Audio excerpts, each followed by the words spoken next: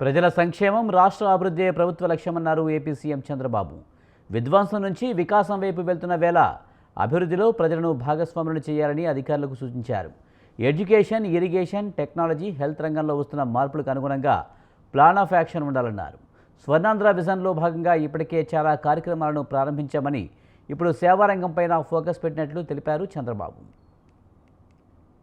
as capital investment on people family empowerment కింద తీసుకోమని మనం కూడా తయారు చేసినటువంటి ప్రొసీజర్ మీరు చూస్తే ప్రతి ఒక్క individual Aadhaar authentication family as a unit identify చేశాం. కేంద్రం రాష్ట్రం ఇచ్చే వెల్ఫేర్ అంతా కూడా ఇంటిగ్రేట్ చేస్తున్నాం. అతనుకుండే ఆస్తులు, అవకాశాలు, లేకుంటే ఏం పని చేసిన వ్యవసాయం అయితే ఏంటి, ఉద్యోగం అయితే ఏంటి, వ్యాపారాలు అంటే ఏంటి, అవన్నీ కూడా తీసుకొస్తున్నాం. అలాంటివన్నీ చేసిన తర్వాత లాస్ట్ మైల్లో ఉండే 20% అనుకున్నాం. 20% 30 lakh ఫ్యామిలీస్ వస్తాయి. ఫేజ్ 1 లో 20 lakhs అనుకున్నాం. అందులో 15 lakhs ఆగస్ట్ 15th కంతా అడాప్షన్ పెట్టుకున్నాం.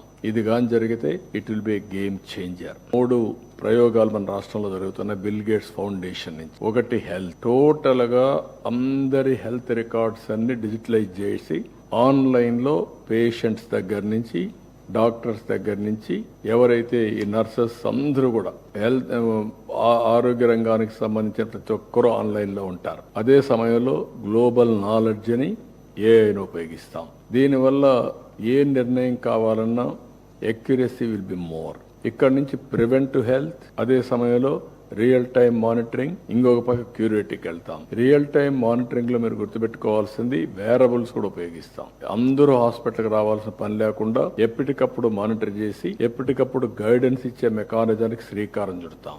సెక్రటరియట్ దగ్గర నుంచి రాష్ట్ర స్థాయి వరకు యూనిఫామ్ గా క్రియేటివిటీ ఉంటుంది, ఇన్నోవేషన్ ఉంటుంది. బ్రాడ్ కాన్సెప్ట్ అయితే స్వర్ణ ఆంధ్రప్రదేశ్ విజన్ 2047 ఏం చేయాలనేది మెయిన్ థీమ్ కింద ఉంటుంది. చెప్పిన మాట నిలబెట్టుకోవడానికి అప్పులు చేసి కానీ, లేకపోతే మనం ఏం చేయాలో అన్ని విధాలా చేసి మనకు ఉండే నిధులన్నీ కూడా సమీకరించి ఒక పక్క సంక్షేమం, ఒక పక్క అభివృద్ధి, మళ్ళీ దీన్ని ఏ విధంగా సైకిల్ ముందు తీసుకుపోతూ మన కార్యక్రమాలు చేపడుతున్నాం.